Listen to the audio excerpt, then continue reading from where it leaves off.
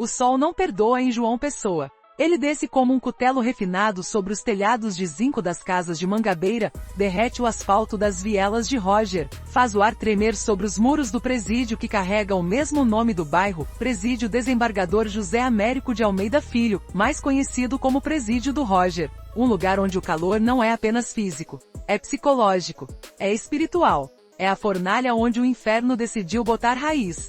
E foi ali, entre ratos, fezes, urina, gritos abafados e corpos amontoados em celas que parecem caixões verticais, que nasceu a Al-Qaeda. Não com berço, não com choro de bebê, mas com juramento de morte, com faca na mão e sangue no chão, com um grito abafado ecoando nos corredores de concreto rachado. Al-Qaeda. Ela não pediu licença, não bateu na porta. Ela arrombou o sistema, cuspiu na cara do Estado e disse: aqui quem manda somos nós. Essa não é a história de um bandido, é a história de uma entidade, um movimento, um câncer organizado que se estende pelas veias do Nordeste como veneno em copo d'água. Uma facção que cultua Osama Bin Laden como profeta da vingança, Chuck como mascote do caos, e o medo como moeda de troca mais valiosas que o ouro. Ela não quer negociar, ela quer dominar. Ela não teme o PCC, o primeiro comando da capital, que já controla metade do Brasil. Ela o desafia abertamente, com corpos suspensos em viadutos e mensagens escritas em sangue. PCC é passado.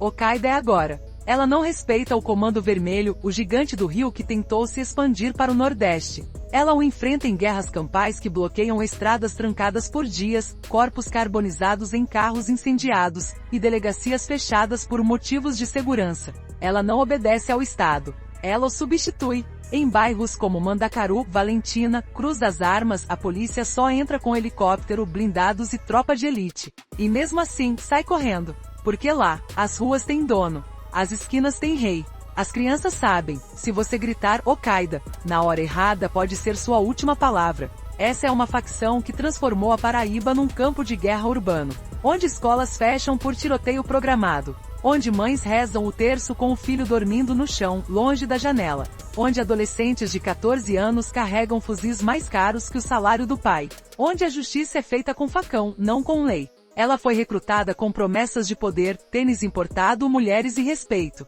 Mostra vídeos de execuções como se fossem trailers de filmes. Entre para Al-Qaeda e nunca mais será invisível, dizem os recrutadores, jovens de 18 anos com olhos mortos e voz de general. Ela filmou torturas, postou no YouTube, viralizou, virou meme, virou lenda, virou pesadelo. Ela assaltou bancos com dinamite caseira, roubou carros blindados da polícia, invadiu delegacias para resgatar presos, e transformou favelas em fortalezas inexpugnáveis, com túneis, mirantes, armadilhas e até hospitais clandestinos para tratar de feridos de guerra. Mas ou mais falando, ela nasceu dentro de uma prisão, não foi criado nas ruas, não surgiu de um morro, nasceu dentro do sistema que deveria contê-la. Nasceu onde o Estado deveria exercer seu maior controle e falhou. E agora, ela está por toda parte. Nas escolas onde professores encontram panfletos da facção dentro das carteiras, recrutamento aberto, traga sua arma ou sua coragem. Nas redes sociais onde perfis fantasmas divulgam execuções como se fossem shows ao vivo. Hoje tem Al-Qaeda na Quebrada 13, quem duvidar morre. Nos cemitérios onde os túmulos são marcados com a caveira de turbante, símbolo da facção, e as flores são retiradas por balas de fuzil. Essa história precisa ser contada, porque ela é real, porque está acontecendo agora, porque já matou mais que muitas guerras civis, porque ela está transformando crianças em soldados, porque já fizeram mães enterrarem filhos com camisas da facção por orgulho, por medo ou por não terem mais escolha, porque já fez pastores abençoarem armas antes de tiroteios, porque já fez políticos fecharem acordos nas sombras, trocando votos por silêncio, porque já fez delegados pedirem transferência, porque já fez jornalistas apagarem matérias, porque já fez o Nordeste tremer. Ela é a Al-Qaeda. Ela não é invencível, mas é implacável. Ela não tem ideologia política, mas tem ideologia de poder. Ela não quer fama, quer terror, e conseguiu. João Pessoa, capital da Paraíba, é conhecida pelas praias, pelo pôr do sol mais bonito do Brasil, pelas casas coloridas e pelo forró que embala as noites. Mas existe fora de João Pessoa. A que não aparece nos cartões postais. A que vive nas margens do rio Jaguaribe, onde o esgoto corre a céu aberto e o cheiro de podridão mistura-se ao cheiro de pólvora. O presídio do Roger é o epicentro desse mundo paralelo. Construído para abrigar 800 presos, hoje amontoa mais de 3.000. Homens dormem em turnos, porque não há espaço para todos deitarem ao mesmo tempo. Celas de 3x3 abrigam 20 pessoas. Banheiros transbordam. Ratos roem cadáveres antes da remoção. Presos cozinham em panelas enferrujadas sobre fogareiros improvisados. Doenças se espalham como fogo em palha seca. Mas o pior não é o caos físico. É o caos espiritual. Ali dentro desses muros, os homens perdem a humanidade. Viram animais. Viram máquinas de sobrevivência. E foi nesse caldeirão de dor, abandono e ódio que a Al-Qaeda encontrou seu berço. Não foi criado por um gênio do crime. Não foi planejado por um estrategista militar. Foi gestada pela fúria acumulada de homens que foram esquecidos pelo mundo. Homens que entraram na prisão por roubo de celular, e saíram, ou morreram como generais do submundo. Homens que foram estuprados nas primeiras semanas de cela, e juraram que nunca mais seriam vítimas. Homens que viram amigos serem mortos por policiais, e decidiram que a única lei que valia era a da vingança. A Al-Qaeda não surgiu para vender drogas. Surgiu para semear o medo. E o medo, como todos sabem, é a arma mais poderosa do mundo. Por que você precisa conhecer esta história? Porque ela não é distante. Não é lá no Nordeste, longe daqui. Ela está se espalhando. Já tem ramificações em Pernambuco, Rio Grande do Norte, Ceará, Maranhão. Já fez alianças com milícias do Rio. Já comprou armas de ex-militares. Já recrutou hackers para invadir sistemas policiais. Já criou escolas de tiro para crianças. Já filmou execuções em 4K e postou no Telegram com trilha sonora de heavy metal. Essa é a nova geração do crime organizado. Não quer território, quer caos. Não quer dinheiro, quer poder simbólico. Não quer fama, quer que o nome dela ecoe como maldição. Ela é mais violenta que o PCC, mais imprevisível que o CV, mais fanático que qualquer grupo terrorista internacional. Porque não tem fronteiras, não tem regras fixas, não tem líder único. É um organismo vivo. Mutante. Adaptável. Se você pegar um chefe, surgem 3. Se você invadir um território, eles se espalharão como vírus. Se você cala a mídia, eles viralizam nas redes. Essa é a Al-Qaeda. Ela não é uma lenda. É um alerta. Um espelho sujo que reflete o que acontece quando o Estado desaparece, quando a sociedade vira as costas, quando a pobreza vira fábrica de monstros. Essa história precisa ser contada porque, se não contarmos, ela vai se repetir. Em outras cidades, em outros estados, com outras crianças, até que o Brasil inteiro se torne um campo de guerra. Agora você vai mergulhar no submundo da Al-Qaeda como nunca antes. Vai conhecer Bin, o gênio sombrio que criou uma facção dentro da cela 17B usando apenas papel, caneta e ódio. Vai ver Chuck, o psicopata mascarado que transformou execuções em espetáculos de terror e viralizou no YouTube com vídeos que chocaram o mundo. Vai descobrir os rituais de iniciação, onde recrutas bebem sangue, juram lealdade até a morte, e são tatuados com o símbolo da caveira de turbante. Vai testemunhar as guerras contra o PCC, batalhas campais que deixaram corpos carbonizados nas rodovias, e fizeram até o exército ser acionado. Vai entender como uma facção domina bairros inteiros com impostos, justiça própria, e até prefeitos do crime eleitos à bala. Vai saber como crianças são recrutadas com promessas de videogame, tênis Nike e respeito na quebrada. Vai ver como o Estado perdeu o controle, delegacias vazias, policiais condenados, juízes ameaçados, políticos cúmplices. E no final vai refletir. Quem criou a Al-Qaeda? Foi Bin? Foi Chuck? Foi o sistema prisional? Foi a pobreza? Foi o abandono? Foi você que virou as costas, achando que isso só acontece longe daqui. Se gostar dessa história, confira outras aqui do canal e comente o que achou. Se inscreva no canal. Ativa o sininho. Na cela 17B, um homem escreveu com sangue num pedaço de lençol: "Se Deus nos abandonou, então seremos os novos deuses." Assinado, Al-Qaeda. A cela 17B era uma cela comum, ou quase, 3 metros por 4. Paredes descascadas com mofo subindo como veneno pelas frestas. Chão de cimento rachado, onde formigas carregavam migalhas de pão como se fossem ouro. Um buraco no teto, por onde entrava um raio de sol que, ao meio-dia, iluminava exatamente o rosto de Bin, o homem que daria forma ao caos. Naquele espaço, viviam 19 homens. Não havia colchões para todos. Alguns dormiam em pé, encostados na parede, revelando voltas de sono. Outros no chão, sobre jornais velhos e trapos fedorentos. O ar era grosso, mistura de suor, urina, desespero e ódio cozido. Mas ali, naquele inferno, nasceu algo novo. Algo que não era apenas fuga. Não era apenas rebelião. Era um novo sistema. E Bin era seu arquiteto. Bin, o profeta do caos, seu nome verdadeiro, nunca foi confirmado. Documentos? Forjados, queimados, apagados. Identidade? Ele mesmo disse, Bin é o que me tornei. Antes, eu era ninguém. Nascido em Baió, periferia de João Pessoa, filho de uma doméstica e um pedreiro que sumiu antes que ele completasse 5 anos. Cresceu comendo restos de feira, dormindo embaixo de pontes quando a mãe era expulsa do barraco por não pagar aluguel. Aos 12 roubava para comer. Aos 14 já tinha levado 2 tiros, um na perna, outro no braço para tentar assaltar uma padaria com um estilete enferrujado. Aos 18, entrou para o tráfico. Não por glamour, por sobrevivência. Ou você vende ou vira freguês. E freguês morre cedo, dizia. Foi preso pela primeira vez aos 20 por homicídio culposo. Matou um homem que tentou estuprar sua irmã mais nova. Não se arrependeu. Foi justiça, disse ao juiz. Ganhou 8 anos. Entrou no presídio do Roger como um Zé Ninguém. Saiu como fundador da Al-Qaeda. Mas o que transformou Bin de preso comum em geral do submundo? Foi o ódio calculado. Foi a leitura estratégica. Foi uma capacidade de transformar a doutrina. O dia em que Bin virou líder, foi numa madrugada de chuva torrencial. O presídio estava em lockdown, motim no pavilhão C, tiros, corpos sendo arrastados. A polícia havia entrado com gás lacrimogênio e cacetetes. Presos gritavam, choravam, imploravam. Na cela 17B, todos estavam reunidos, menos Bin. Ele estava de pé, encostado na parede, olhando pela frente da janela enferrujada. E viu algo que mudou tudo.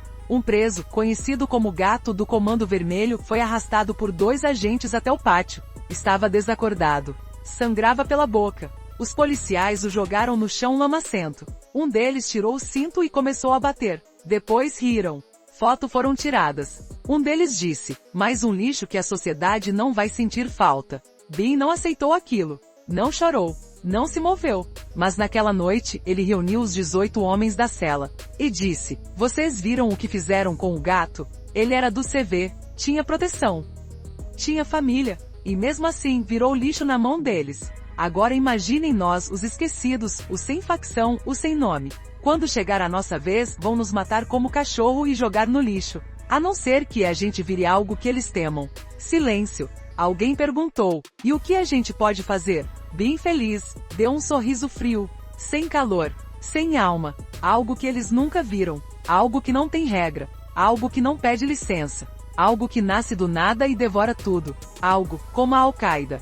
Risos. Alguém disse, tu tá doido, Bin, a Al-Qaeda está lá fora, aqui é só fome e cadeia. Bin não discutiu. Pegou um pedaço de carvão que usava para desenhar no chão, e rabiscou na parede, Al-Qaeda não é Al-Qaeda. É Al-Qaeda. Tem gosto de Nordeste. Soa como maldição. E vai ser. Sol começou. E assim foi o primeiro juramento. Sangue, fogo e silêncio. Bin não queria seguidores. Queria fanáticos. Então criou o ritual. Na primeira noite de lua nova após o motim, os 18 homens da cela 17B se reuniram no canto mais escuro da cela. Bin trouxe um frango vivo, contrabandeado por um cozinheiro que desvia favores. Com uma faca de plástico afiada na pedra degolou o animal. O sangue escorreu num balde enferrujado. Quem beber, entra. Quem se recusar, sai, e vira inimigo. Todos beberam. Depois Bin fez cada um se tatuar com agulha caseira e tinta de caneta, o símbolo da Al-Qaeda nas costas, uma caveira com turbante e um facão atravessado na boca. Nas costas porque quem trair leva a marca para sempre. E todo mundo vai saber. Por fim o juramento, eu juro por este sangue que não me curvo a PCC, não respeito CV, não temo polícia, não obedeço lei. Minha lei é a faca. Minha justiça é o fogo. Minha família é a Al-Qaeda. Se trair os meus, que meu corpo apodreça vivo. Se eu fugir, que meus ossos virem pó. Se eu morrer, que meu nome ecoe no inferno. Terminaram em silêncio. Ninguém dormiu naquela noite. Mas todos sabiam, algo havia previsto. E assim foi da cela ao império. Bin era um estrategista nato. Sabia que para crescer, preciso de 3 coisas. Território, a mesmo que fosse só um corredor. Símbolo, algo que inspira medo e fascínio. Sangue, o primeiro ato que provasse que eram sérios. Começaram pelo pavilhão B, dominaram o corredor 3, expulsando à força os donos, como eram chamados os presos que dominavam ali, um grupo de estelionatários velhos que cobravam pedágio de cigarros. Bin não negociou. Mandou 3 homens à noite. Amarraram os velhos, quebraram seus dedos, e os jogaram no poço, uma cela subterrânea sem luz, onde ratos roem carne viva. Ninguém reclamou. Depois organizou o tribunal da Al-Qaeda. Qualquer briga, dívida ou traição seria resolvida por um conselho de 3 homens escolhidos por Bin. A pena variava, de 10 chibatadas à morte por facada lenta. As regras eram simples, nada de trair o grupo. Traição igual morte filmada e compartilhada. Nada de matar crianças, idosos ou mulheres grávidas. Isso é covardia.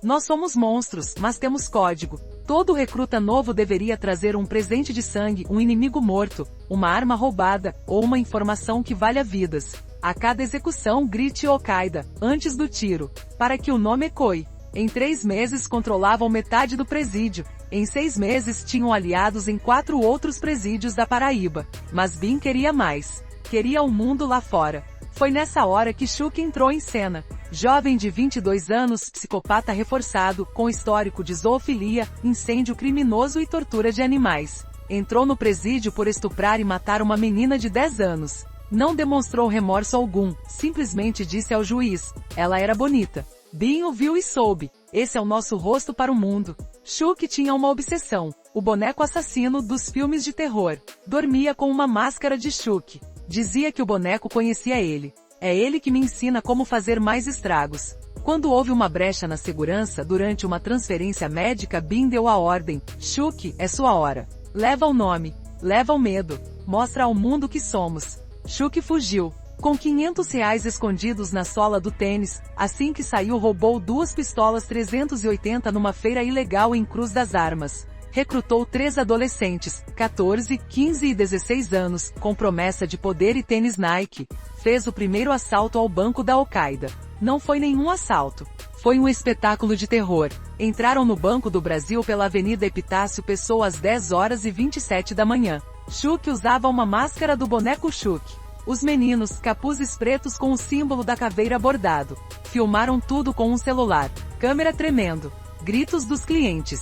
Funcionários deitados no chão. Chuck rindo, apontando a arma para a câmera: isso é só o começo. Próximo alvo, será você. Roubaram R$87 mil. Mataram um segurança, deram 13 tiros, um para cada letra de Al-Qaeda. Saíram pela porta da frente em motos roubadas. Postaram o vídeo no YouTube, Telegram e TikTok. Legenda: Al-Qaeda chegou. Quem duvidar, morre.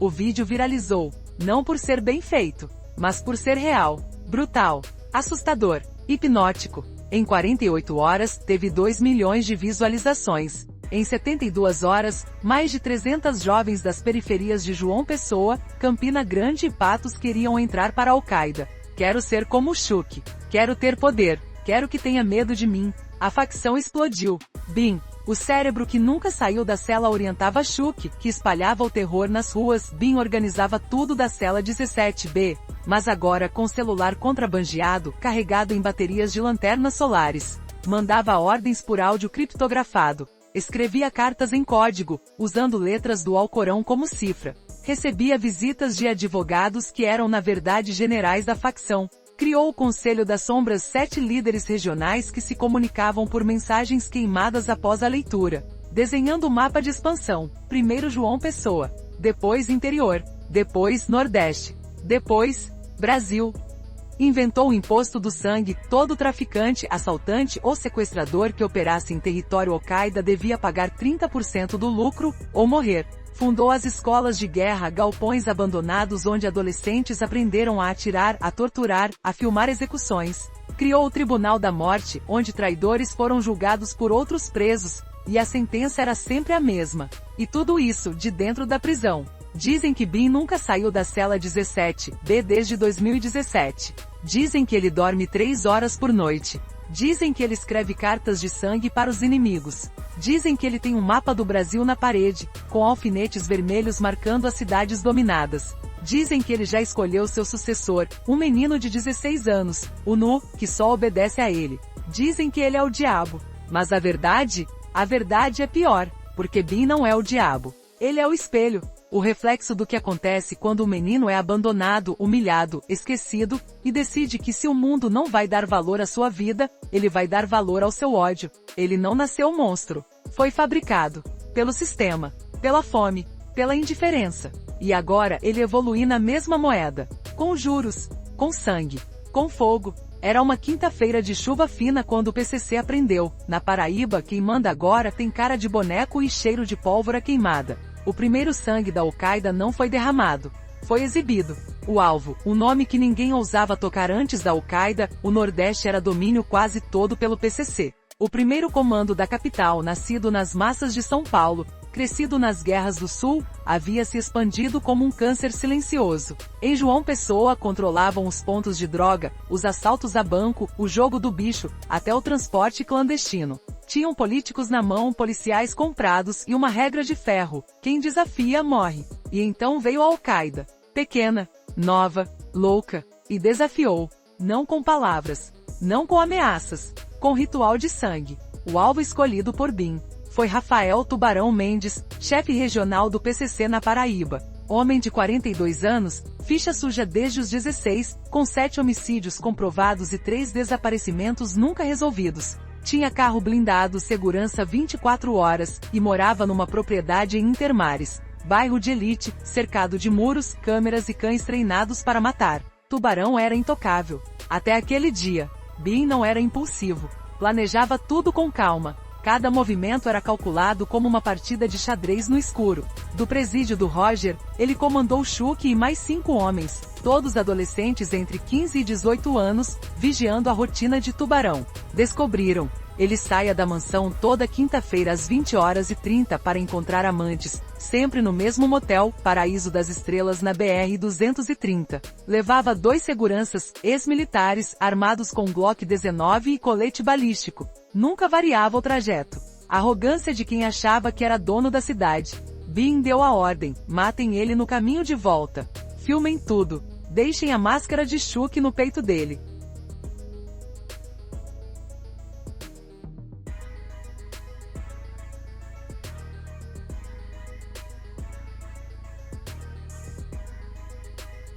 E gritem, Al-Qaeda, antes do tiro final. Quero que o vídeo dê a volta no mundo. O plano era simples e brutal. Interceptar o carro no trecho mais escuro da BR-230, entre Mandacaru e Valentina. Atacar com os 2 carros roubados, atirar nos pneus. Executar os seguranças de dentro do carro. E por fim a execução de Tubarão, claro, com filmagem em close. E fuga em motos. Mas Bin acrescentou um detalhe macabro. Antes de matar, cortem o dedo mindinho da mão direita dele. Quero que ele sinta a faca. Quero que chore. Quero que grite. E quero que a câmera capture tudo. E foi assim, era 20h47 de uma quinta-feira úmida. Chuva fina caiu sobre a BR-230, transformando o asfalto num espelho escuro. O Range Rover blindado de Tubarão vem devagar, faróis baixos, vidros internos. Dentro, ele ria com um dos seguranças, contando piada suja.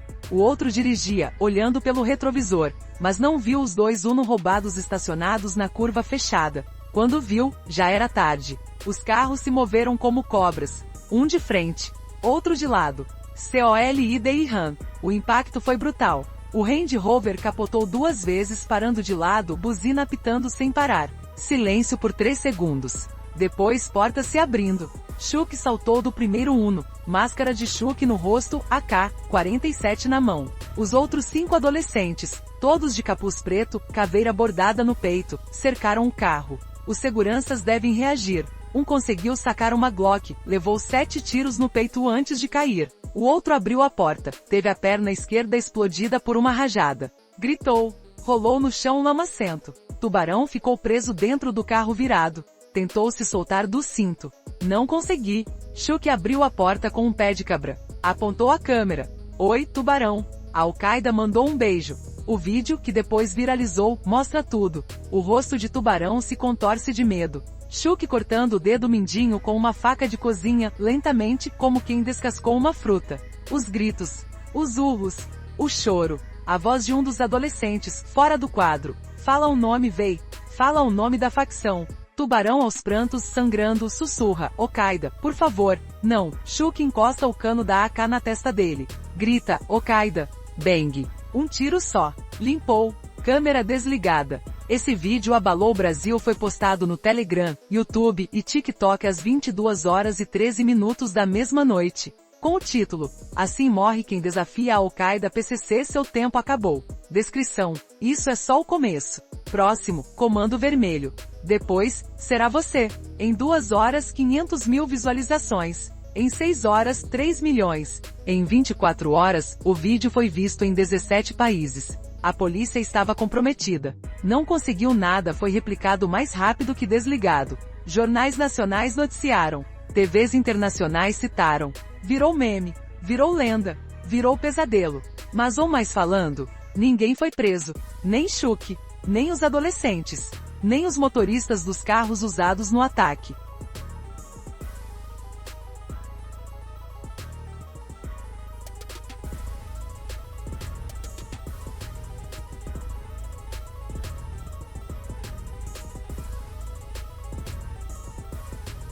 Todos desapareceram ou engolidos pelos becos de João Pessoa, protegidos por uma rede de simpatizantes que crescia a cada hora. A reação do PCC foi medo, onde só havia arrogância. Em São Paulo, na sede do PCC, houve uma reunião de emergência. Marcola, o chefão máximo, teria dito: esses nordestinos não estão brincando. Eles não querem negociar território. Querem enterrar nosso nome. Ordens foram dadas: reforçar a segurança de todos os líderes regionais no Nordeste. Suspender qualquer movimento em João Pessoa por 90 dias. Oferecer diálogo de paz, algo que o PCC nunca havia feito com facção nova. Mas BIM recusou. Mandou uma resposta por carta, escrita em sangue. Dizem que era do próprio Tubarão, que foi entregue um policial corrupto. Paz é para os fracos. Aqui só há guerra. E a guerra tem um nome: Al-Qaeda. O PCC recuou. Foi a primeira vez em 30 anos de existência, que o primeiro comando da capital sobreviveu sem lutar. O impacto nas ruas foi devastador, era o nascimento do mito.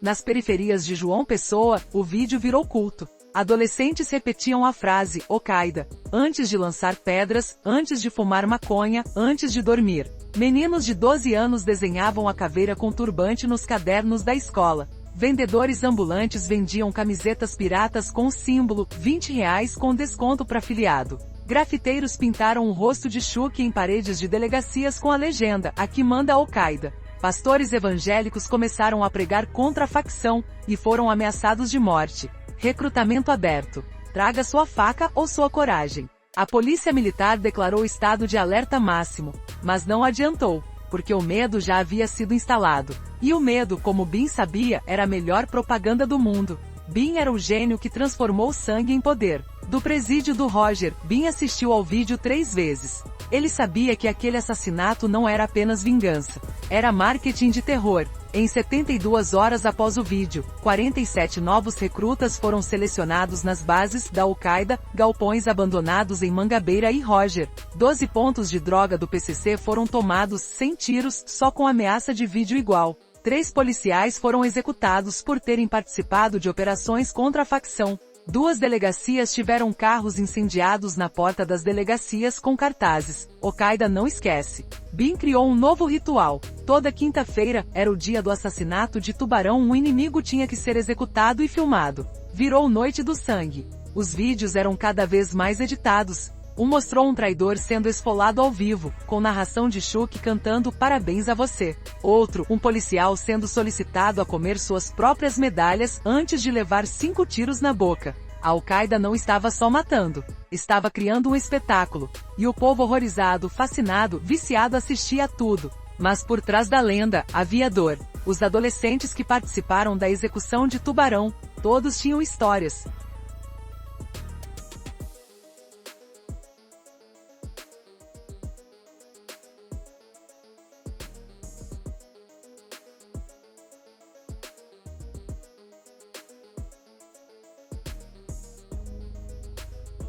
Magrelo, 15 anos, mãe usuária de crack, dormia na rua desde os 10. Entrou para a Al-Qaeda porque Chuck me deu um tênis e janta todo dia. Caveira, 16 anos, estuprado por um tio, fugiu de casa, foi acolhido pela facção. Aqui ninguém me toca. Aqui eu mando. Fumaça, 17 anos, irmão mais velho, foi morto pela polícia. Eu entrei para vingar, agora mato por prazer. Chuck. Psicopata sim, mas também vítima. Sofreu abuso sexual de um pastor aos 9 anos. Nunca denunciou. Transformou a dor em crueldade. E BIM? Ninguém sabe o que o levou a se tornar isso. Mas há uma carta, interceptada pela polícia, nunca divulgada, onde ele escreve: "Eu não queria ser monstruoso, queria ser visto. Como ninguém me viu vivo, me verão morto. E terão medo." Agora o local da execução de Tubarão é evitado até pelos traficantes. Dizem que nas noites de quinta-feira, dá para ouvir o grito dele ecoando na BR-230. Dizem que quem passa de carro à meia-noite vê o rosto de Chuck refletido no retrovisor. Dizem que o dedo mindinho dele nunca foi encontrado, e que quem o achar herda o poder da Al-Qaeda. Lendas? Talvez. Mas o que é real, o PCC nunca mais recuperou o controle total da Paraíba. A Al-Qaeda cresceu 400% em 6 meses após o assassinato. Bin, ainda preso, virou o criminoso mais temido do Nordeste. Chuck, desaparecido, é procurado em 5 estados com recompensa de R$500 mil. E o vídeo? Ainda circula. Ainda assusta. Ainda recruta. Porque o primeiro sangue da Al-Qaeda não foi apenas um assassinato. Foi um rito de passagem. Foi o grito de guerra. Foi o nascimento de um império. Construído não com tijolos, mas com medo. E medo, como todos na Paraíba já aprenderam a viver, é a moeda mais valiosa do mundo. Ela não governava com leis. Governava com facões, fuzis e vídeos de execução postados às sextas-feiras. Na Paraíba, entre 2019 e 2022, quem ditava as regras não usava terno. Usava capuzes, caveira nas costas e o nome, Al-Qaeda, sussurrado como maldição. Depois do sangue derramado na BR-230, o ritual de assassinato de Tubarão, chefe do PCC, continuou. A Al-Qaeda não parou. Não se escondeu, ela não negocia. Ela expandiu. Como um fungo venenoso na madeira apodrecida, a facção continuou por bairros, cidades, estados. Em 2019, dominava 7 bairros de João Pessoa. Em 2020, 17. Em 2021, já tinha bases em Campina Grande, Patos, Souza, Cajazeiras. Em 2022, chegou ao Ceará, Rio Grande do Norte e Pernambuco. Mas não era só geografia. Era controle absoluto. Em Mangabeira, no bairro de Labirinto e vielas sem saída, casas de alvenaria crua e antenas parabólicas enferrujadas, a Al-Qaeda fundou seu primeiro governo paralelo. Não havia prefeito. Não havia delegado. Não havia juiz. Havia o conselho, 3 homens escolhidos por Bin, todos com menos de 25 anos, todos com ficha de assassinato, todos com olhos que não piscavam diante da morte. Eles decidiram quem podia vender droga e quanto pagava de imposto do sangue, 30% do lucro.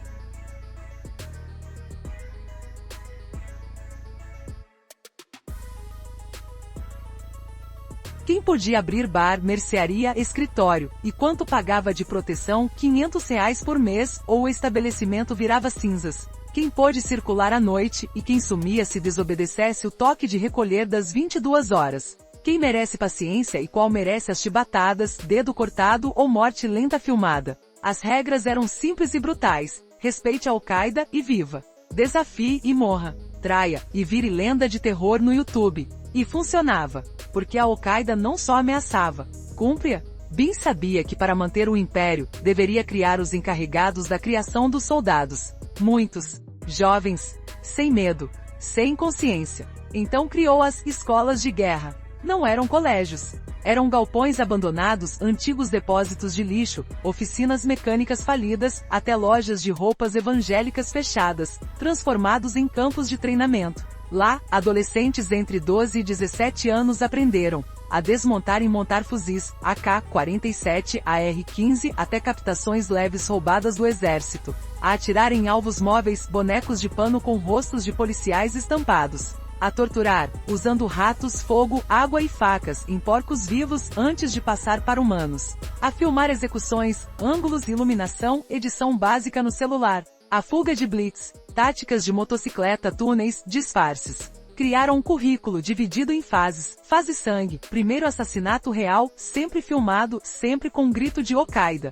Fase fogo, primeiro incêndio criminoso, geralmente em carro de policial ou base rival. Fase medo, primeiro sequestro, para extorsão ou troca de presos. Quem completava as 3 fases ganhava a tatuagem da caveira com turbante no peito, não mais nas costas agora, era a honra exibir. Um apelido de guerra, faca negra sombra, caveira viva, um fuzil próprio, e o direito de recrutar outros. Dizem que em 2021, havia pelo menos 14 escolas de guerra só em João Pessoa. Uma delas, no bairro de Cruz das Armas, funcionava dentro de um cinema antigo, onde antes se exibiam filmes de ação, agora se treinava ação real. As aulas eram das 18 horas à meia-noite. Lanche, sanduíche de mortadela e refrigerante, pagos pela facção. Uniforme, camiseta preta com símbolo bordado, calça jeans, tênis Nike, sempre novo. Se você representa a Al-Qaeda, tem que parecer poderoso, dizia Chuck aos recrutas. E os pais? A maioria sabiam, mas não denunciavam. Por medo. Ou por orgulho. Meu filho agora tem o que eu nunca tive. Respeito, disse uma mãe em depoimento anônimo à imprensa. A Al-Qaeda não era só violência. Era negócio. Bin transformou o terror em produto. E o produto em lucro. Os vídeos de execução viraram moeda de troca. Empresas de segurança privada pagavam para não aparecerem nos vídeos. Donos de bares pagavam mensalidade para terem seus estabelecimentos protegidos, ou seja, não incendiados. Políticas pagavam propina para que seus nomes nunca fossem citados nos áudios vazados. Mas o maior golpe, o merchandising da caveira.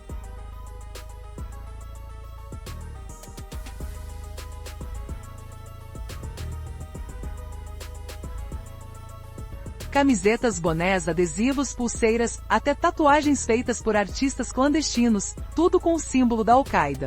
Vendido em camelôs, feiras, até dentro de escolas públicas. Preço: R$20 a R$100. É status, dizia um adolescente de 14 anos, exibindo uma camiseta nova. Quem usa, ninguém mexe. Estima-se que só com o merchandising a facção arrecadaria R$80 mil por mês em João Pessoa. Além disso, tráfego, controle de 70% dos pontos de cocaína e maconha na capital. Assaltos a banco, 23 em 3 anos, todos filmados, todos com máscara de Chuck. Sequestros relâmpago, cobrança média de R$15 mil por vítima, pagamento em 24 horas, ou vídeo de tortura foi postado. Proteção, seguro, cobrado dos comerciantes, R$300 a R$2.000 por mês. Tudo foi registrado em cadernos de contabilidade apreendidos pela polícia em 2022, com capa de caveira e subtítulo, Livro do Sangue, Caixa da Al-Qaeda. A Al-Qaeda não era burra. Sabia que para sobreviver, precisava de aliados.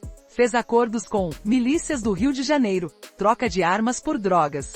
Um caminhão de cocaína da Al-Qaeda vai para o Rio, voltava com fuzis, granadas e até drones de vigilância. Pastores evangélicos, alguns abençoavam armas antes de tiroteios. Outros lavavam dinheiro da facção em lojas fantasma. Um deles, preso em 2021, confessou: eu não abençoava o crime. Abençoava a sobrevivência deles. Deus entende. Políticos, vereadores, deputados estaduais, até um ex-prefeito de cidade do interior, todos pegos por receberem propina para desviar investigações, soltar presos ou calar a imprensa. Um deles, em áudio vazado, dizia: enquanto eles não mexem comigo, eu deixo quieto. É mais barato que guerra.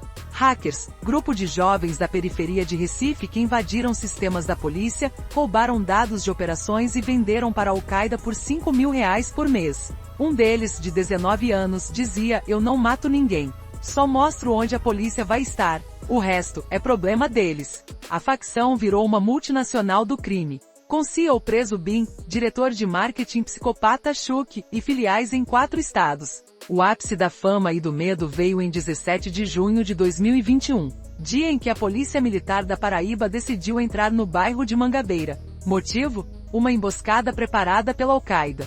Tudo começou com a prisão de um dos generais da facção Faca Negra, 23 anos, responsável por 14 execuções filmadas. A polícia prendeu em flagrante numa operação relâmpago, mas cometeu um erro, não levou direto para a capital. Pararam para comemorar num bar da beira da estrada e postaram fotos no WhatsApp. Um Al-Qaeda viu e reagiu. Em 3 horas, o bairro de Mangabeira virou zona de guerra. Pneus queimados bloquearam todas as entradas. Atiradores de elite, adolescentes treinados, se posicionaram em lajes e torres de água. Carros-bomba, gás de cozinha mais dinamite caseira, foram colocados em pontos estratégicos.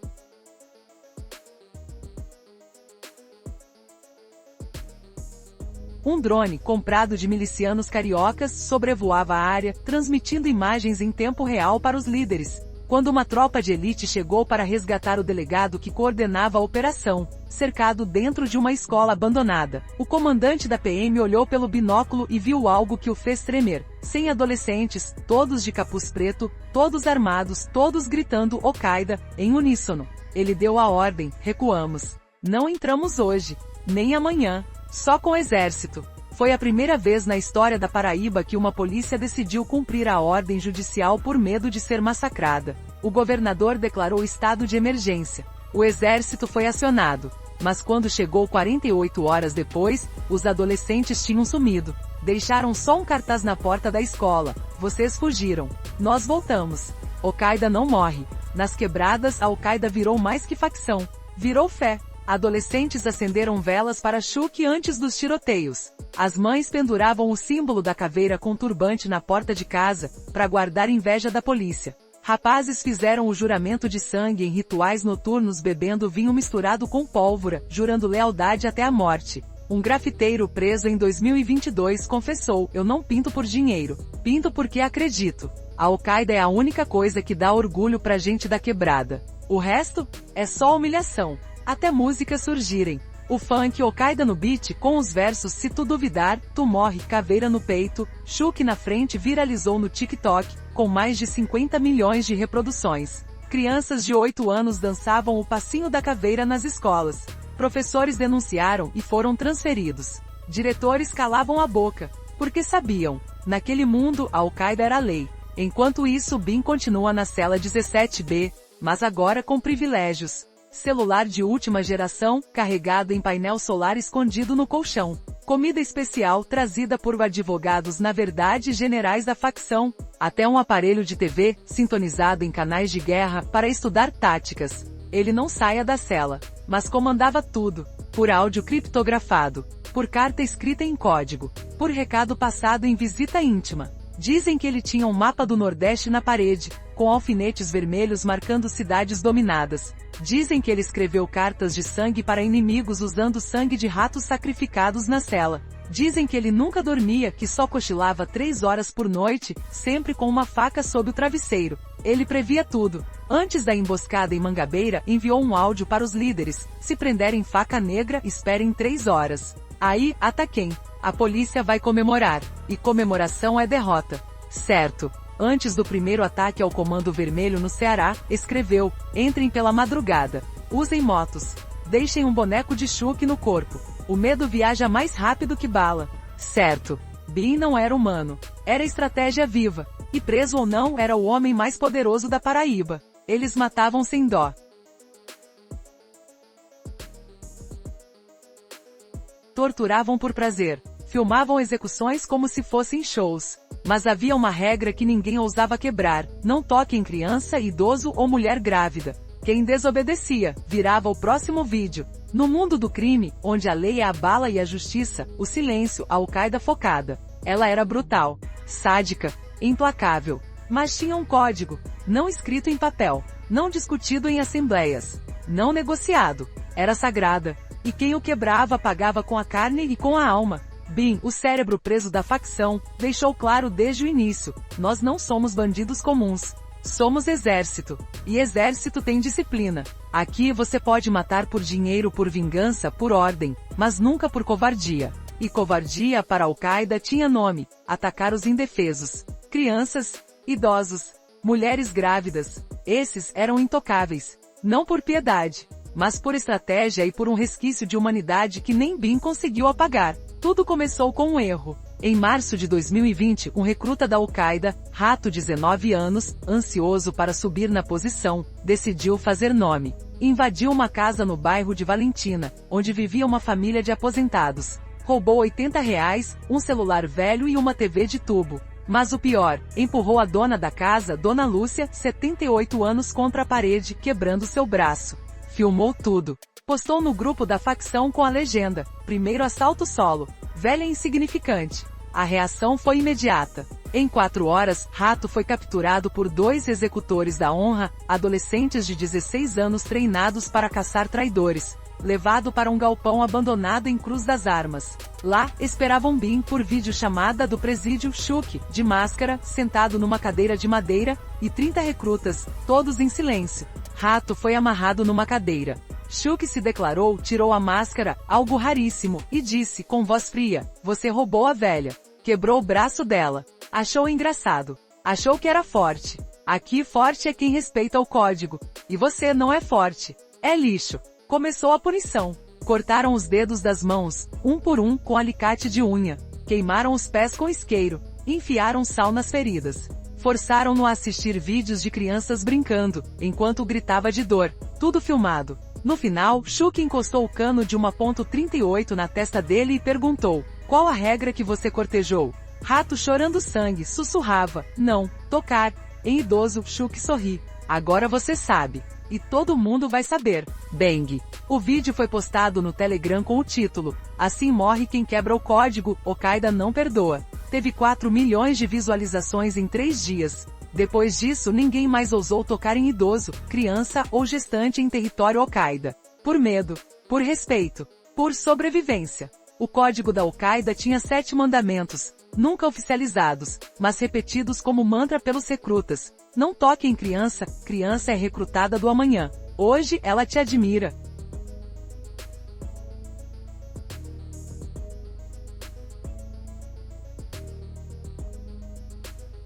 Amanhã, ela te segue. Não toque em idoso, velho não tem valor pra polícia. Mas tem pra comunidade. Se você machucar, vira inimigo do povo. Não toque em mulher grávida, filho dela pode ser soldado nosso.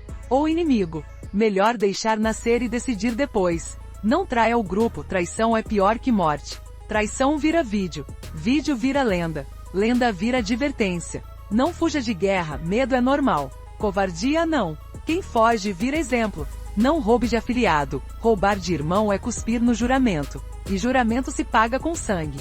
Sempre gritar, Al-Qaeda. Antes de matar, o nome é a arma. O grito é a marca. Quem ouve nunca esquece. Quem segue ganha proteção, status, armas, tênis, mulheres. Quem quebrava virava conteúdo. Era irônico. Enquanto a polícia ignorava as periferias, a Al-Qaeda resolvia problemas. Roubaram sua moto? Denúncia no ponto do conselho e em 24 horas, ela voltava. Ou o ladrão aparecia morto no matagal, com bilhete: Al-Qaeda não tolera ladrão de pobre. Seu filho foi estuprado? Leve o nome do agressor e em 48 horas, ele aparecia pendurado numa ponte com genitais cortados. Sua casa foi invadida por viciados? Marque o endereço e à noite, os invasores viravam exemplo em vídeo postado no TikTok. A Al-Qaeda virou justiça paralelamente. E o povo, cansado de ser ignorado pelo Estado, agradecia. Antes a polícia nem vinha quando a gente chamava. Agora com a Al-Qaeda pelo menos tem respeito, disse seu Zé, 63 anos, morador de Mangabeira.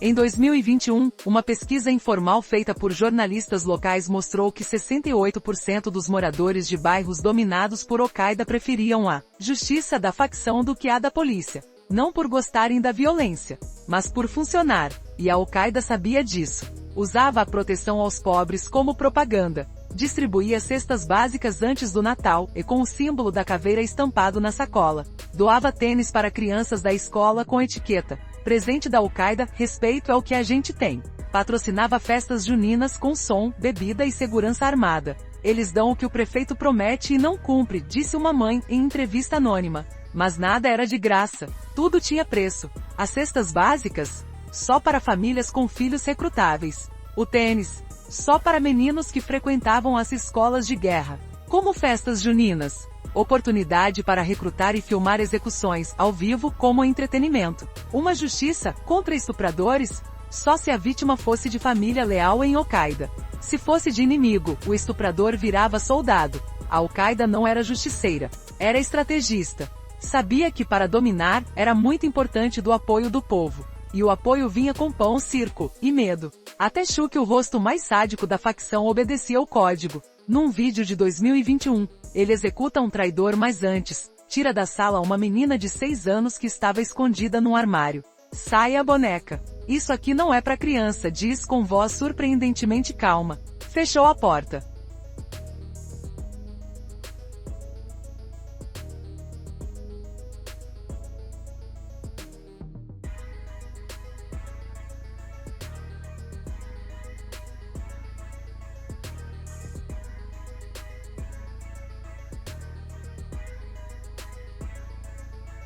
Depois, volta a rir e atirar. Numa entrevista vazada com o ex-recruta, Chuck explicou: eu mato por prazer, mas não sou um monstro. Se eu tocar em uma criança, até Bin me mata. E ele não erra. Até os monstros tinham regras.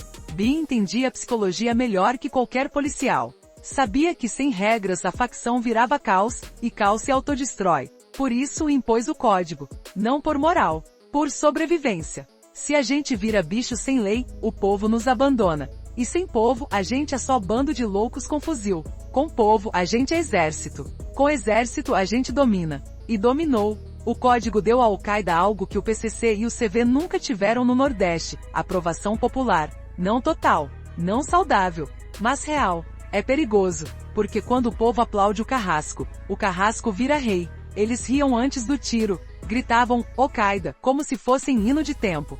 Filmavam execuções como se fossem TikToks, mas à noite, sozinhos, alguns choravam e quase todos sonhavam com o rosto das vítimas, olhando, sempre olhando. Um poder de venda Al-Qaeda. Vende respeito. Vendia medo. Mas escondia o preço. Porque por trás de cada adolescente de capuz preto, de cada grito de guerra, de cada vídeo viralizado, havia um ser humano despedaçado. Não eram máquinas. Eram meninos. Meninos que viram a mãe serem estuprados. Meninos que comeram lixo para sobreviver. Meninos que foram vendidos por traficantes antes dos 12 anos. Meninos que um dia cansaram de ser vítimas e mudaram de carrascos. Mas o carrasco também sangra. Só que por dentro. Como Caveira, o executor que chorava ao ver desenho animado. Qual o seu nome é verdadeiro? Ninguém sabe e jamais foi revelado. Na facção, era Caveira, apelido dado por ter matado seu primeiro alvo com um tiro na testa, deixando um buraco redondo como Caveira.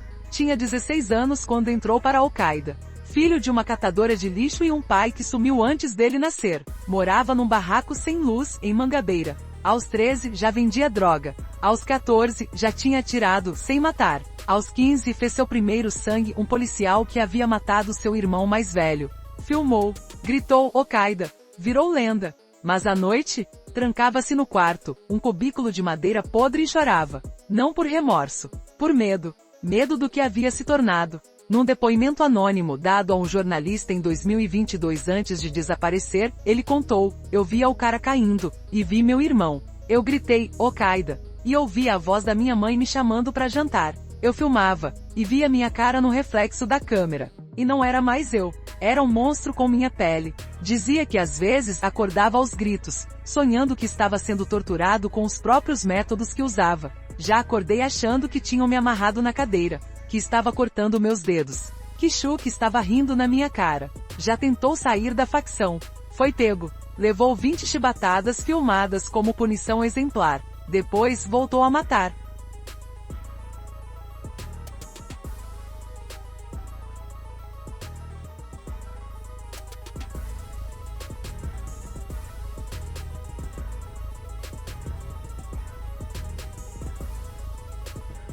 Prefiro morrer matando do que morrer chorando, disse, antes de sua última execução, filmada, postada e vista por 2 milhões de pessoas. Desapareceu em 2023. Dizem que fugiu. Dizem que foi morto por trair. Dizem que está preso e ainda chora à noite. Também tem a mãe que enterrou o filho com camisa da Al-Qaeda e depois enlouqueceu.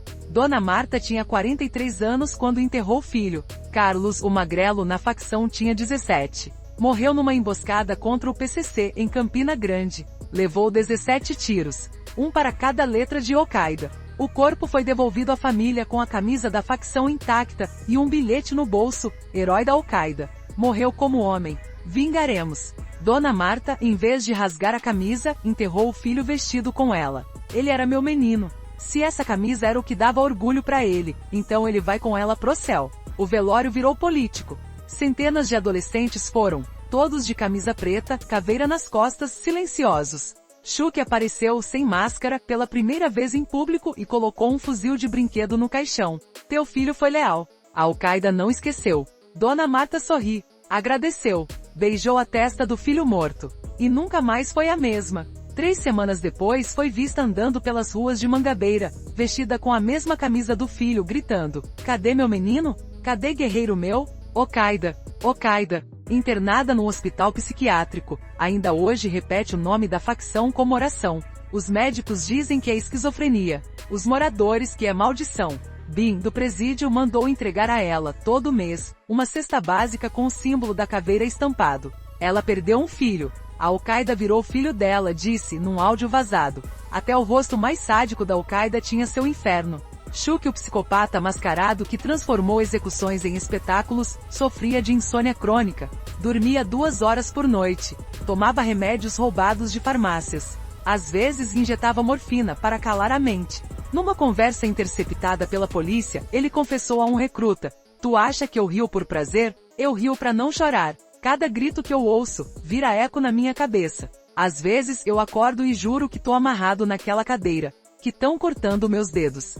Que tão me forçando a assistir meus próprios vídeos." Dizia que antes de cada execução, rezava não a Deus, mas a uma força qualquer que me deixe terminar sem vomitar. Tinha um ritual: antes de colocar a máscara, bebia um gole de uísque misturado com sal, para purificar a alma, mesmo que ela não existe mais. Desapareceu em 2022. Dizem que fugiu para o Paraguai. Dizem que está morto, enterrado num canavial com uma máscara de Chuck no rosto. Dizem que ainda manda vídeos de execuções, filmados por outros, mas editados por ele. Ninguém sabe. Mas quem já ouviu de perto jura que ele não era humano. Era dor com forma de homem. Até Bin, o cérebro frio, o estrategista sem emoção, teve seu momento de fraqueza.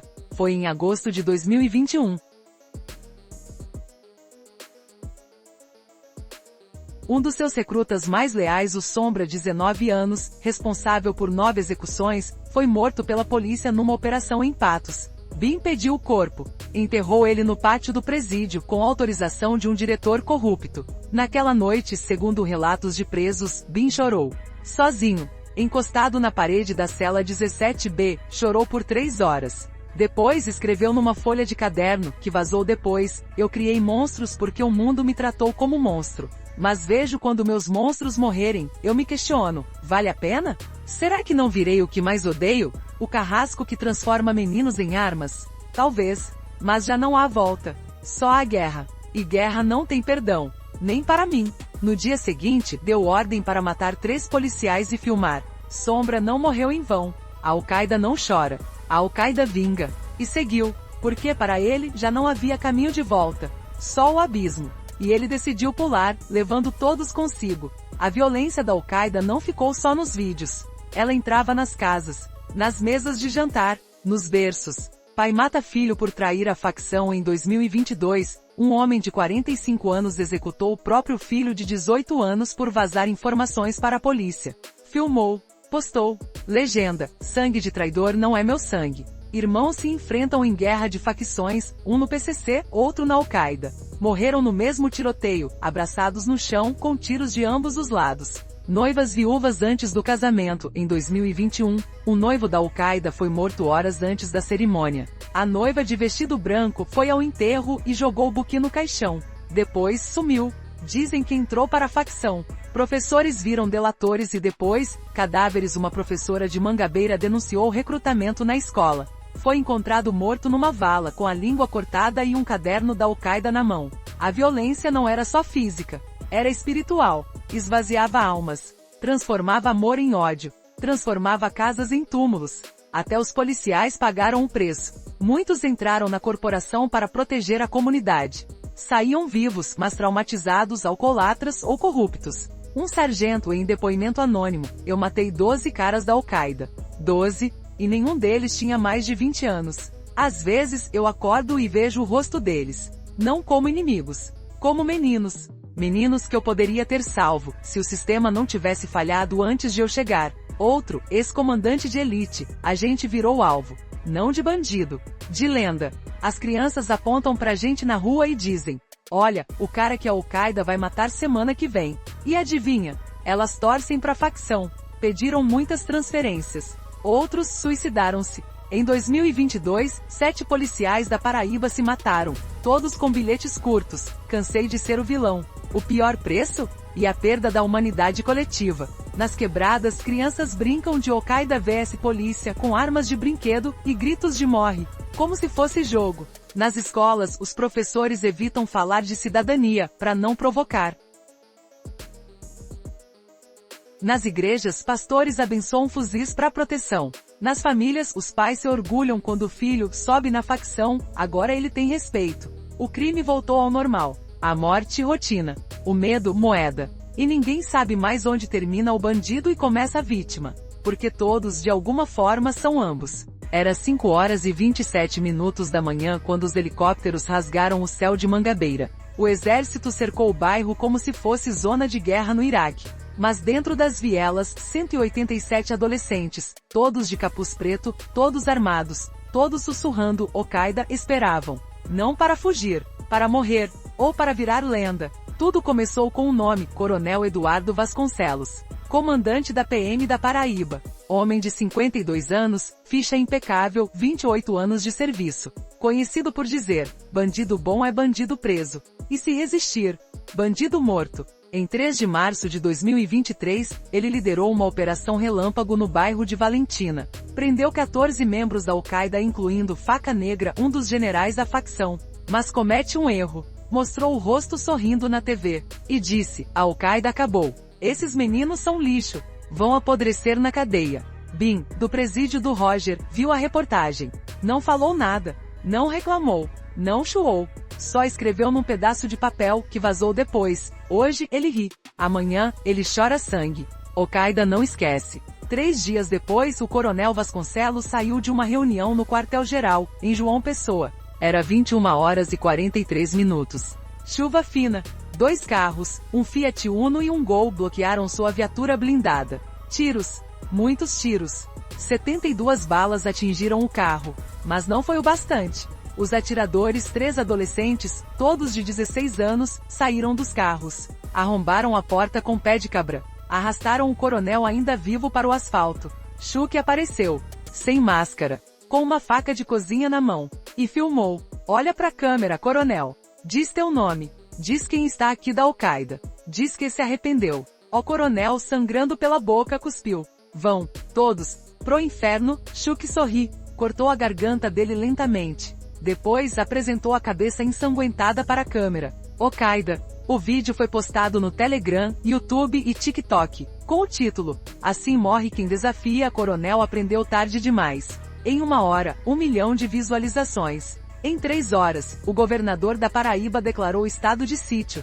Após 6 horas, o Ministério da Justiça acionou o Exército Brasileiro. A guerra havia começado. Mangabeira, o bairro Labirinto, coração da Al-Qaeda, foi escolhida como alvo principal. Por quê? Porque era lá que ficou a Escola Central de Guerra. Porque foi lá que Chuck treinou os recrutas. Porque era lá que os vídeos eram editados e postados. Porque era lá que Bin, mesmo preso, ainda comandava por mensageiros, por celulares, por sonhos. Na madrugada de 7 de março de 2023, o exército fechou todas as entradas do bairro. Helicópteros sobrevoavam com câmeras térmicas. Blindados bloquearam ruas principais. Drones mapeavam movimentos em tempo real. Snipers se posicionaram em lajes e torres de água. Tropa de elite, o BOP da Paraíba mais comandos do exército entrariam às 6 da manhã. O plano era prender ou eliminar todos os membros da Al-Qaeda. Recuperar armas, celulares, documentos. E, se possível, capturar Chuck vivo ou morto. Mas a Al-Qaeda sabia. Bin havia previsto. Do presídio enviou um áudio para os líderes. Eles vêm com tanque.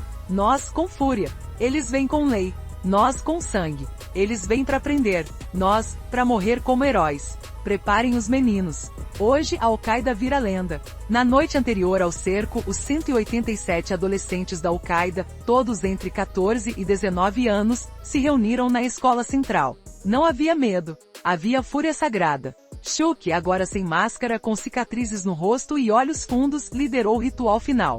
Beberam sangue de um porco sacrificado, misturado com cachaça e pólvora. Tatuaram às pressas o símbolo da caveira com turbante no braço para marcar na morte. Queimaram fotos de familiares para não ter fraqueza. Escreveram cartas, algumas de despedida, outras de ameaça. Uma delas, de um menino de 15 anos. Mãe, se eu morrer, não chore. Diz que eu fui homem. E cobre vingança. Receberam as armas, fuzis AK-47, contrabandeados do Paraguai, pistolas 9mm, roubadas de policiais mortos, granadas caseiras feitas com gás de cozinha mais estilhaços, coletes, alguns balísticos roubados, outros feitos de placas de aço amarradas com corda. Chuck deu o discurso final. Vocês não são crianças. São soldados. Vocês não vão morrer, vão virar mito. Quando os soldados entrarem, gritem Al-Qaeda, até o último fôlego.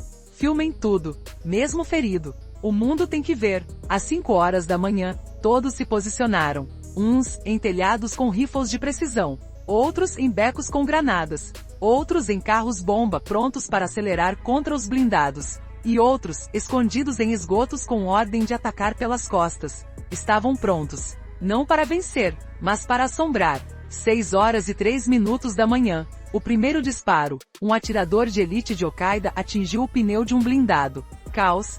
Rajadas de captura ecoam pelas vielas. Granadas explodem e levantam poeira, tijolos, corpos. Um helicóptero é atingido por um tiro de fuzil e faz pouso forçado numa quadra de futebol. Adolescentes correm como formigas enlouquecidas, atirando, gritando, caindo. Um deles, de 14 anos, com camisa da Al-Qaeda rasgada, pula em cima de um soldado e morre com 5 baionetas no peito. Seus últimos gritos: Al-Qaeda! Al-Qaeda! Outro de 16, ativa um colete com dinamite e explode junto com 2 policiais. O vídeo, filmado por um drone da própria facção, mostra o corpo virando pó e a caveira com turbante tatuada no braço intacto, voando pelo ar. Chuck está em toda parte. Num vídeo, aparece atirando de uma laje e rindo. No outro, arrasta um soldado ferido e degola ele com uma faca de cozinha.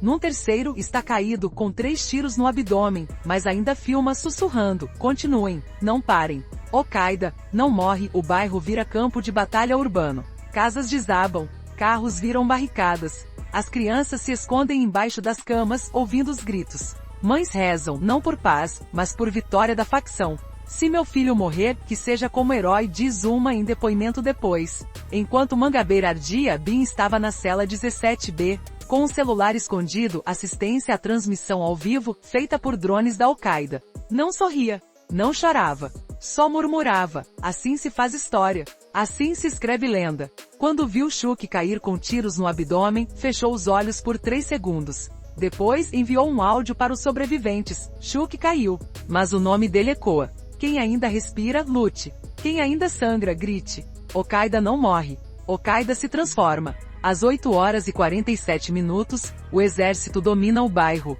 Mas não foi vitória. Foi massacre. 112 adolescentes mortos. 47 presos, todos feridos, alguns sem pernas, sem olhos. 9 policiais e soldados mortos. 3 helicópteros danificados. 17 casas destruídas. E o Chuck? Desaparecido. Nem morto, nem preso. Só, sumido. Como se tivesse virado fumaça. Quando o sol nasceu, Mangabeira estava em ruínas. Corpos por toda parte. Sangue nas paredes. Fuzis quebrados. Celulares com vídeos inacabados. E em quase todos os corpos, a mesma imagem, a caveira com turbante. O exército recolheu tudo. Queimou os vídeos. Enterrou os corpos em valas coletivas sem nome, sem lápide. Mas não conseguia apagar o que já estava na internet. Os vídeos da batalha viralizaram. Com o título: Última Batalha da Al-Qaeda, Heróis ou Monstros? Você decide. Teve 50 milhões de visualizações em 48 horas. Comentários: esses meninos eram leões. Isso é genocídio. Al-Qaeda para sempre. Deus tenha piedade da Paraíba. Bin do presídio enviou uma última mensagem escrita em sangue de rato, entregue a um policial: vocês venceram a batalha, mas perderam a guerra. Porque agora todo menino da quebrada que se sente esquecido, vai sussurrar Al-Qaeda antes de dormir. E um dia vai gritar: e aí? Vocês não estarão prontos? Eles disseram que a Al-Qaeda havia morrido em Mangabeira, que Chuck estava morto, que Bin seria esquecido. Mas no submundo, lendas não morrem. Elas se transformam. E quando o corpo desaparece, a alma vira maldição. Depois da Batalha de Mangabeira, o exército vasculhou cada centímetro do bairro, cada esgoto, cada porão, cada carro queimado, cada cadáver. Ninguém era Chuck. Não havia corpo. Não havia sangue com DNA compatível. Não havia pegadas. Nada. Só o celular que ele usava encontrado debaixo de um colchão carbonizado, com a bateria morta e um vídeo inacabado. Ele caiu, sangrando, sussurrando Al-Qaeda, não morre. E depois, a tela preta. A polícia declarou, presumivelmente morto. Mas o povo das quebradas não acreditou. Diziam, Chuck não morre. Ele some. E volta quando menos espera. Relatos prováveis surgiram. Em Campina Grande, um jurado de segurança viu um homem de máscara de Chuck entrando no motel e sumindo pela janela dos fundos. Em Recife, um entregador de drogas jurou ter entregue um pacote a um homem com cicatrizes no rosto e ouviu ele rir daquele jeito que congela a alma. Em Natal, um vídeo de câmera de segurança mostrou um vulto com capuz preto deixando uma caveira pintada com sangue na porta de uma delegacia e desaparecendo numa moto sem placa. Nada foi comprovado, mas tudo foi acreditado, porque Chuck havia virado mais que homem. Virou símbolo. E símbolo não morre. Símbolo se multiplica. Enquanto o mundo procurava Chuck, Bin continuava na cela 17B, mas agora, sob regime disciplinar diferenciado, ou seja, solitário total. Sem visitas. Sem TV. Sem celular. Sem luz natural. Só concreto, silêncio e escuridão. Mas Bin não foi derrotado. Estava calculando. Porque mesmo sem comunicação, ele sabia, a Al-Qaeda não havia morrido. Tinha se fragmentado. Se escondido. Se transformado. E ele, como sempre, tinha um plano. Em setembro de 2023, 6 meses após a batalha, um bilhete foi encontrado no pátio do presídio. Escrito em sangue, análise confirmada, sangue de Bin. Dizia, quem procura Chuck, olha pro espelho. Quem procura Al-Qaeda, olha pro menino da quebrada com olhos vazios. Nós não estamos lá fora. Nós somos o lá fora. Al-Qaeda não morre. Al-Qaeda se infiltra. O bilhete vazou. Viralizou. Virou tatuagem. Virou grafite. Virou hino. E Bin continuou na cela. Mas agora, os presos sussurraram seu nome como oração. Bin tá vivo. Bin tá mandando. Bin tá esperando. Dos 187 adolescentes que lutaram em Mangabeira, 47 foram presos. Mas não por muito tempo. Em menos de 3 meses, 32 fugiram em operações coordenadas dentro do presídio. Como? Ninguém sabe. Mas há relatos. Um policial dormiu no plantão e acordou amarrado, com a caveira da Al-Qaeda pintada no peito. Um delegado foi encontrado morto na própria casa com um bilhete, liberdade paga-se com sangue. O juiz sumiu por 48 horas e voltou com um celular na mão, contendo vídeos de sua família sendo vigiados. Nunca mais negou habeas corpus para réus da Al-Qaeda.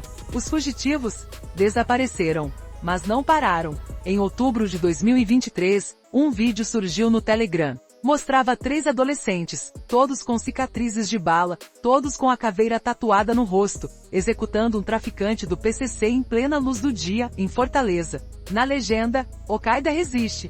Al-Qaeda retorna. Em novembro, outro vídeo, um policial sendo arrastado por uma moto e degolado num campo de futebol, com gritos de Al-Qaeda. Ao fundo. Em dezembro, um terceiro. Uma escola de guerra reaberta, em pleno centro de João Pessoa, num prédio abandonado da prefeitura. Treinamento recomendado. Recrutamento também.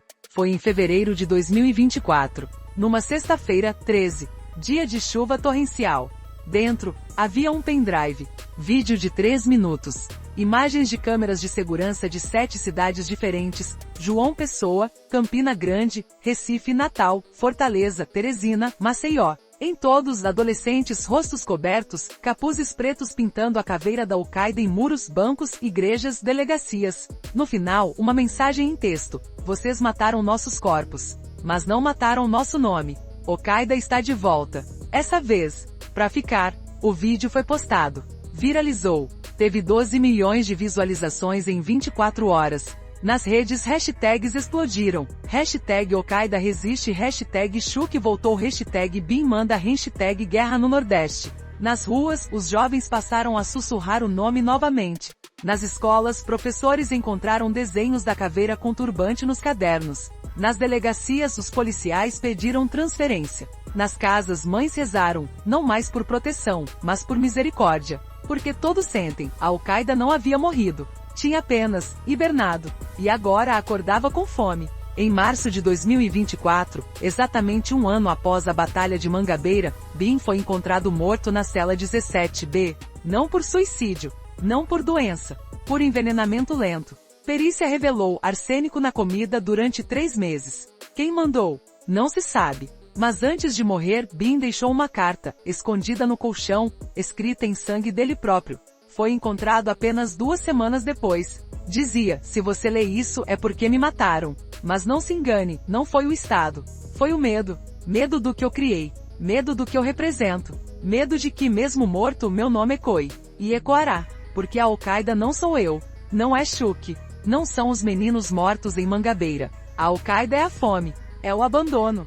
É o ódio que o sistema planta e depois finge que não vê. Enquanto há um menino dormindo com fome, um pai sem emprego, uma mãe chorando sozinha, a Al-Qaeda renascerá. Eu não criei monstros que o Brasil esconde debaixo do tapete. Mas não vão enterrar o meu nome. Uma carta vazou. Viralizou. Virou sermão em bolsas da periferia.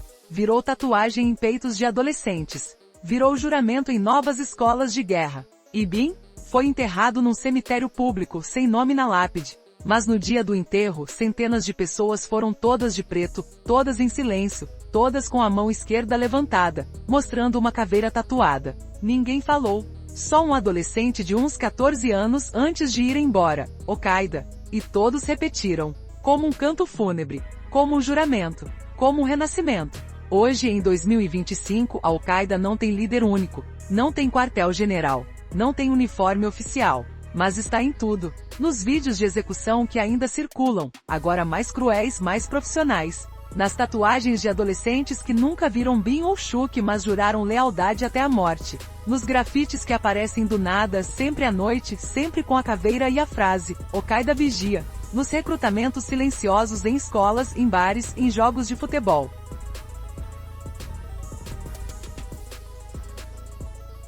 Nas alianças com milícias, hackers, até políticos, todos usando o nome como moeda de poder. A polícia diz que é rescaldo. Os jornais dizem que é lenda urbana. Mas quem vive nas quebradas sabe a verdade. A Al-Qaeda nunca foi uma facção. Foi e é um grito. O grito de quem foi esquecido. O grito de quem foi humilhado. O grito de quem decidiu que se não pudesse ser amado, seria temido. E enquanto houver quem ouça esse grito e repita, a Al-Qaeda viverá. Não em carne, mas em espírito. E espírito, como todos na Paraíba já aprenderam, não morre. Eles mataram Bin. Desapareceram com Chuck.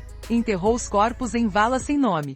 Mas não pôde enterrar o que nasceu depois, o mito. Hoje, crianças sussurram Al-Qaeda antes de dormir. Adolescentes tatuam a caveira como vitória. E nas quebradas, quem gritou o nome, invoca o caos. Depois da morte de Bin e do desaparecimento de Chuck, algo estranho aconteceu nas periferias do Nordeste. A Al-Qaeda não morreu.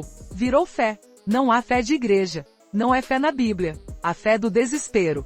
Do abandono. Da revolta sagrada. Adolescentes passaram a lançar velas pretas diante de grafites da caveira com turbante, para proteção nos tiroteios. As mães penduravam o símbolo em berços, para afastar inveja e polícia. Rapazes fizeram juramentos de sangue em rituais noturnos bebendo vinho misturado com pólvora, jurando lealdade até a morte. Um grafiteiro preso em 2024 confessou, eu não pinto por dinheiro. Pinto porque acredito. A Al-Qaeda é a única coisa que dá orgulho pra gente da quebrada. O resto? É só humilhação. A música foi a primeira forma de imortalizar a lenda. Em 2023, um rapper anônimo de João Pessoa, conhecido apenas como Voz da Sombra, lançou a música Hino da Caveira. Letra crua, batida pesada, voz rouca, como se estivesse cantando do fundo de um túmulo. Trecho, Bin tá morto, mas o plano vive. Chuck sumiu, mas a máscara Mangabeira ardeu, mas o fogo não morre. Al-Qaeda não é nome, é GRI, tô de guerra. O clipe, filmado em celulares com imagens reais da Batalha de Mangabeira, execuções, enterros e fechamentos de olhos de adolescentes armados, viralizou. Não só no Brasil. Na Colômbia, gangues de Medellín adotaram o refrão. No México, cartéis ganharam uma batida em vídeos de ameaça. Na Europa, documentaristas citaram a música como o novo hino da resistência marginal. Mas ou mais falando, as crianças cantavam. Nas escolas, nos ônibus, nos pátios. Al-Qaeda, Al-Qaeda, caveira no peito, medo na veia. Professores tentavam proibir. Diretores chamaram a polícia. Mas era inútil, porque a música não era só som, era identidade. Era revolta cantada. Era o grito de quem não tinha voz e encontrou eco no nome de uma facção. Nas madrugadas de lua nova, em becos escondidos de João Pessoa, Campina Grande, Recife, Natal, adolescentes se reúnem. São os novos discípulos da caveira. Não tem líder único.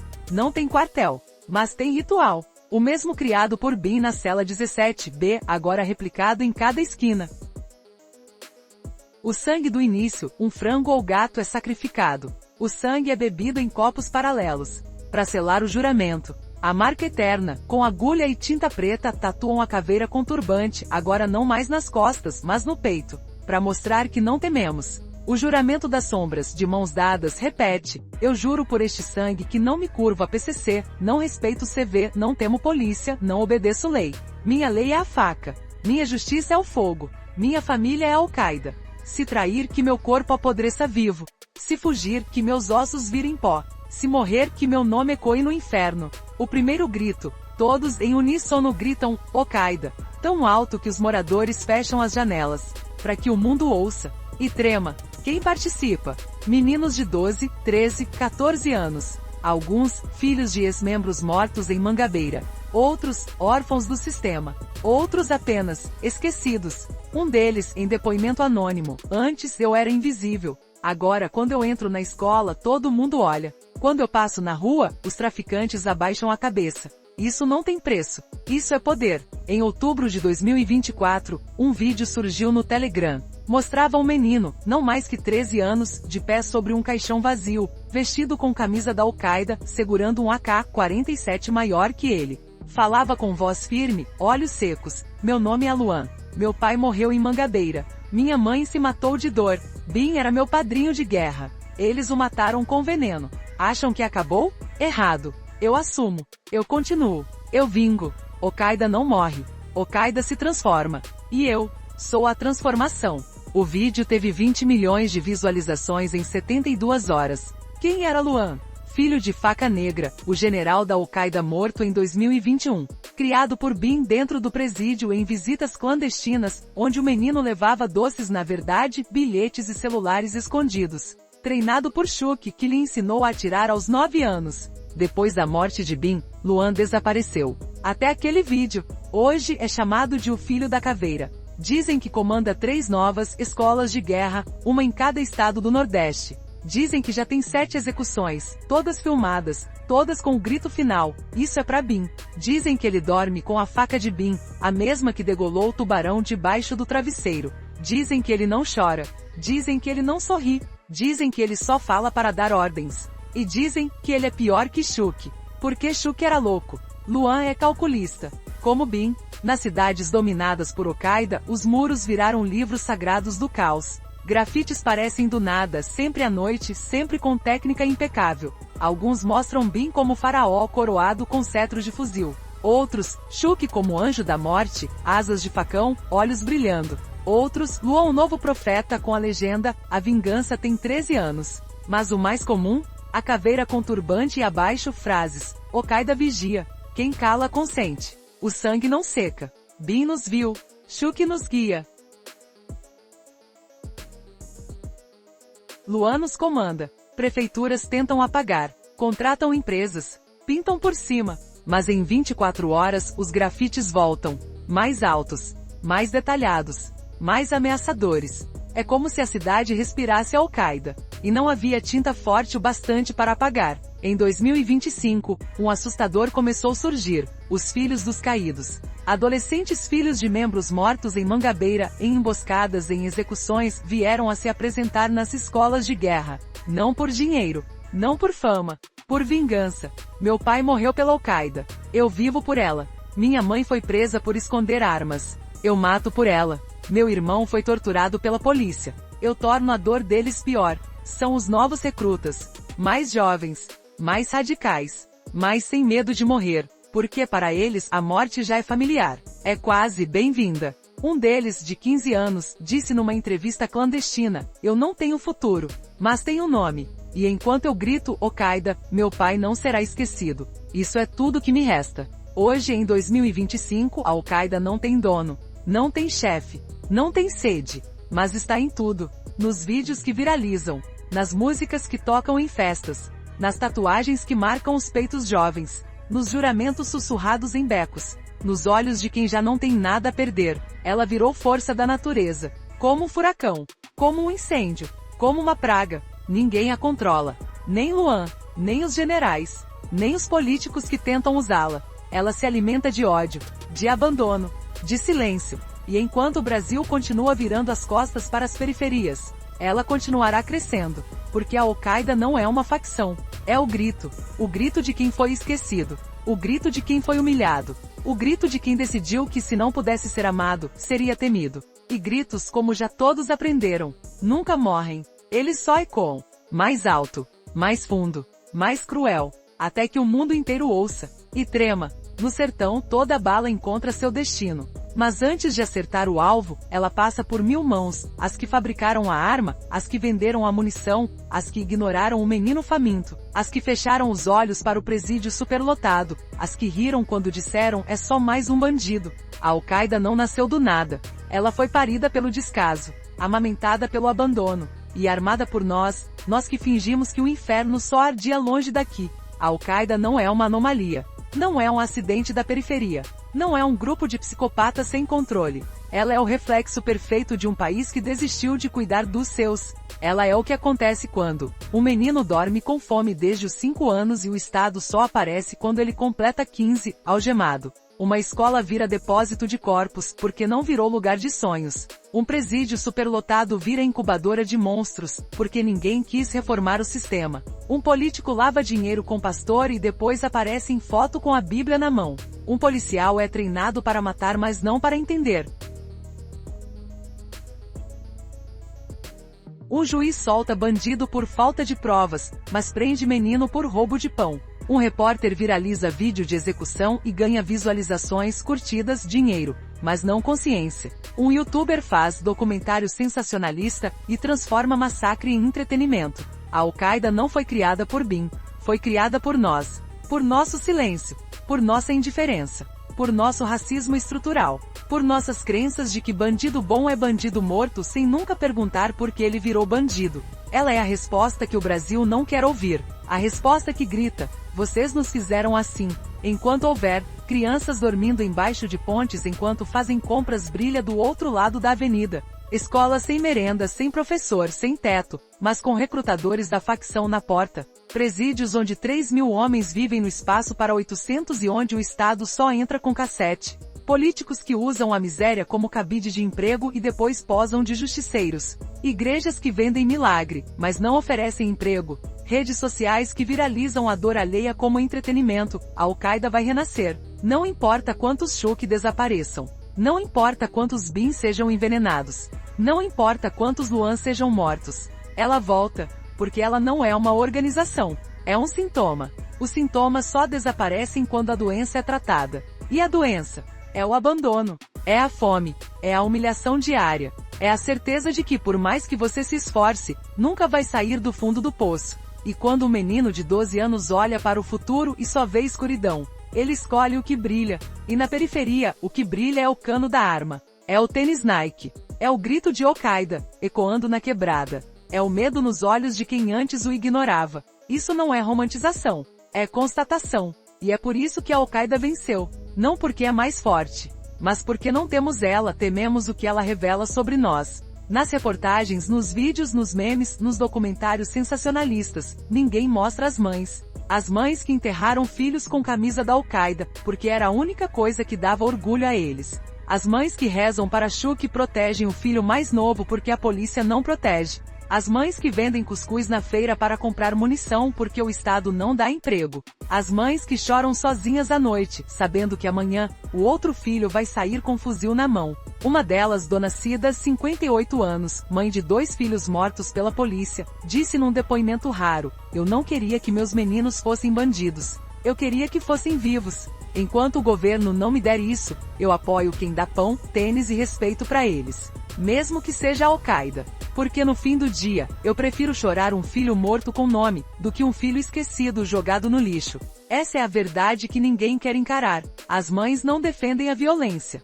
Elas defendem a dignidade dos filhos. E é a única forma de dignidade que lhes resta é vestir a caveira com turbante. Então assim seja. Muitos, ao sul do mapa, respiram aliviados. Isso é coisa da Paraíba. Aqui no Sudeste, a gente controla. Mentira. A Al-Qaeda já tem ramificações em São Paulo, no Jardim Ângela, no Capão Redondo. No Rio, na Maré, em Bangu. Em Minas, em Contagem, em Betim. Em Brasília, no Sol Nascente. Ela não tem fronteiras. Porque a dor não tem CEP. O abandono não tem região. A fome não respeita o Estado. E o ódio viaja de graça. Se você acha que está seguro porque mora num condomínio fechado, pense de novo. Porque a Al-Qaeda não quer seu apartamento. Ela quer sua consciência adormecida. Ela quer que você continue fingindo. Até o dia em que o menino que você ignorou na esquina, cresça, se arme, e grite Al-Qaeda, na sua frente. Aí será tarde. Bin foi o cérebro estrategista que se transformou em doutrina. Shuk foi o braço, o executor que se transformou medo em espetáculo. Luan é o legado de uma nova geração que cresceu sem pai, sem mãe, sem esperança, e só encontrou sentido na guerra. 3 homens, 3 fases, uma mesma tragédia. E todos eles têm uma coisa em comum, foram fabricados. Não nasceram monstros. Foram criados. Pelo sistema falido. Pela escola ausente. Pela família despedaçada. Pela mídia que os transformou em vilões sem história. Pelo Estado que os prendeu, mas nunca os curou. E enquanto continuamos tratando os sintomas com equilíbrio, a doença só piora. No final de tudo só resta uma pergunta. Quem criou a Al-Qaeda? Foi Bin? Foi Shuk? Foi Luan? Foi a pobreza? Foi a droga? Foi a polícia? Foi a política? Foi a religião? Foi a internet? Foi o YouTube? Foi o TikTok? Foi o sensacionalismo? Foi o descaso? Foi o racismo? Foi o machismo? Foi a fome? Foi a sede? Foi o desespero?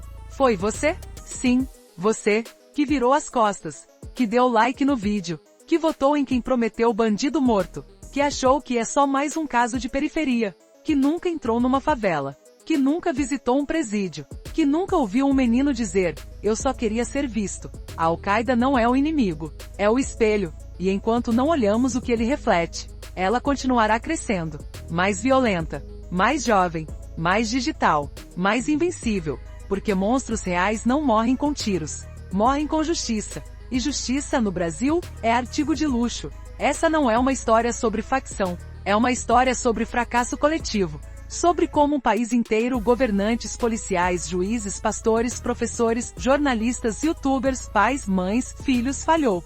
Falhou ao não ver o menino faminto. Falhou ao não ouvir o grito abafado. Falhou ao transformar dor em espetáculo. Falhou ao acreditar que prender é resolver.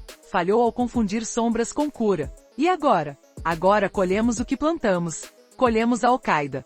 Colhemos Luan. Colhemos os vídeos virais. Colhemos os enterros sem flores. Colhemos o medo de se espalhar como fogo em mato seco.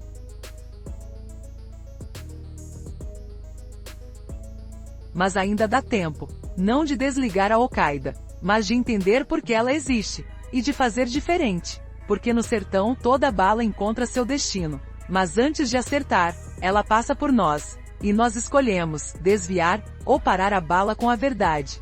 Se gostou dessa história, confira outras aqui do canal e comente o que achou. Se inscreva no canal, ativa o sininho. Tchau!